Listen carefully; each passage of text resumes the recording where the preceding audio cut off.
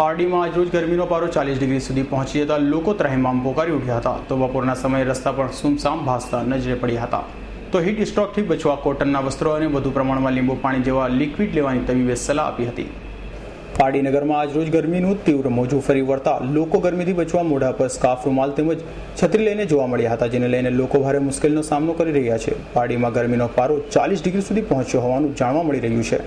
આવી સ્થિતિમાં તીવ્ર ગરમીથી બચવા માટે ડોક્ટર પીવી ઠોસરના જણાવ્યા મુજબ ગરમીથી બચવા લોકોએ કોટન વસ્ત્ર પહેરવા તેમજ દિવસ દરમિયાન વધુ પ્રમાણમાં લીંબુ પાણી પીવું જોઈએ અને વધુ પડતી ગરમીના કારણે લોકો તડકામાં નીકળવાથી બીમાર પડવાની સંભાવના બની શકે છે।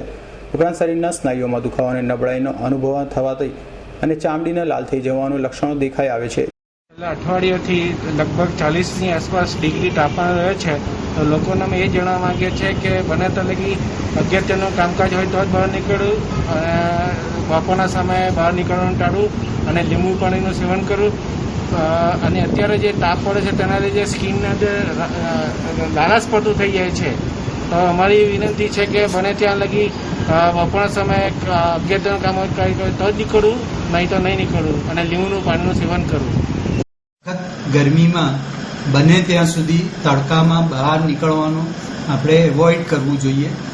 જરૂરિયાત હોય ને નીકળવું જ પડે તો ક્યાં તો છત્રી લઈને નીકળવું જોઈએ અથવા તો માથે કોઈ પણ કટકો ઓઢીને નીકળવું જોઈએ।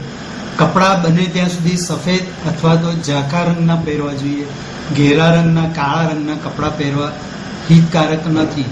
એ ઉપરાંત ક્યાંય બહાર જવા પહેલાં ઓછામાં ઓછું અડધો લીટર પાણી પ્રવાહી અથવા કોઈ પણ જ્યુસ રસ એવું કંઈ પણ પીવું જોઈએ જેથી કરીને સનસ્ટ્રોક લાગવાની શક્યતા ઓછી થઈ જાય। બહારની વસ્તુ બને ત્યાં સુધી ખાવી નહીં જોઈએ અને શરીરને શ્રમ પડે એટલું કામ કરવું નહીં જોઈએ।